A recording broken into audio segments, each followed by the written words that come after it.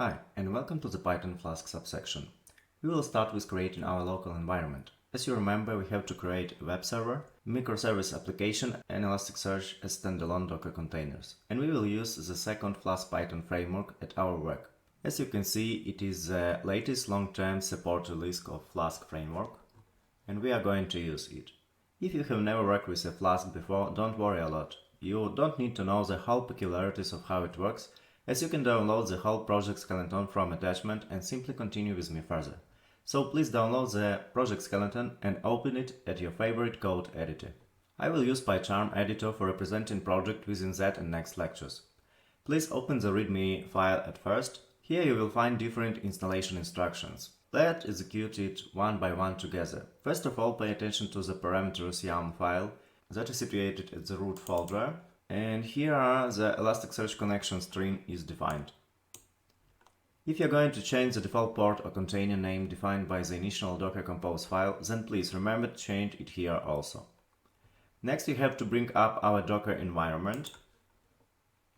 So that is the second step of our readme instruction. But first, let's have a look inside the configuration. So let's open our Docker Compose YAML file. First of all, we are having here our web server and Flask application by itself, and it is our Udemy Python application container. A code in Docker configuration is located at Docker file at the root of our project. Let's open it. Here I'm using the Triangolo UWSGI and Jinx image. That is a popular ready solution for running Python applications. As you can see, there are a lot of downloads of that image. It is very good documented. Let's go to the technical details part, and here you can see what that image represents us. Here we can find an Nginx web server that it takes care of HTTP connections. Next we have UWSGI, that is an application server that runs our Python code. And then we have to place our Python code by itself inside container. So we will use mounted volume for that purpose. Here are how it looks like at our compose file. So we are mounting our application API folder and source folder with all classes and dependencies, including our parameters YAML file. We are also passing some additional environments to our Flask framework that we are going to work at development mode, and the Python path would be to application folder by itself. And then we are running command. Current Triangular image already has some supervisor configuration files that we run Nginx and UWSGI application server, and we are exposing it at port 56733 at our local host. One more essential part is at our Docker file is our requirements. So let's open requirements.txt file. It is also located at the root of our project.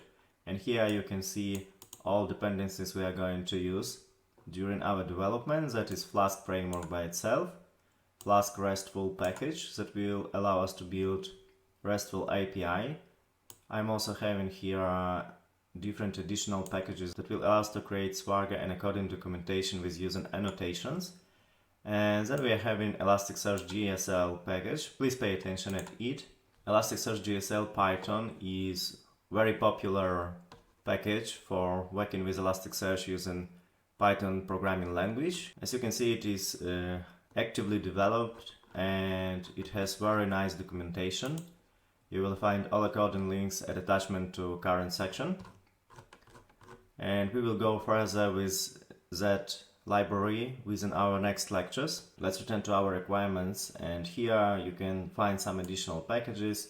Click package would be used for making some console commands, Python YAML for reading YAML files, and some additional development tools, Flake for checking our code standards, and PyTest and mock for writing some tests. So now we can continue with our Docker Compose file, and here you can see that additionally to our Python application, we also have Elasticsearch standalone instance. So that is a configuration you're already familiar with. There is nothing special here. So now we can go to console and bring up our whole environment. So let's type docker compose appd while being at the root folder of our project. Let's run it. It will take some time at your case. In my case it is already up because I have already installed all images and according requirements. So after all would be running, you can check it with docker ps command. Open your browser and type localhost 56733/test and you have to see according response test. That means that environment works properly. I also want to make little remark. While working with current project, if you will see somehow such a screen that connection error, that is probably because Elasticsearch is still bringing up and you have to wait a little bit more, like 1 minute would be enough, I suppose. So after that you will see a normal screen again. So that's all. Congratulations, first step is done. See you at the next lecture where we will speak about our controller, REST API and response request models.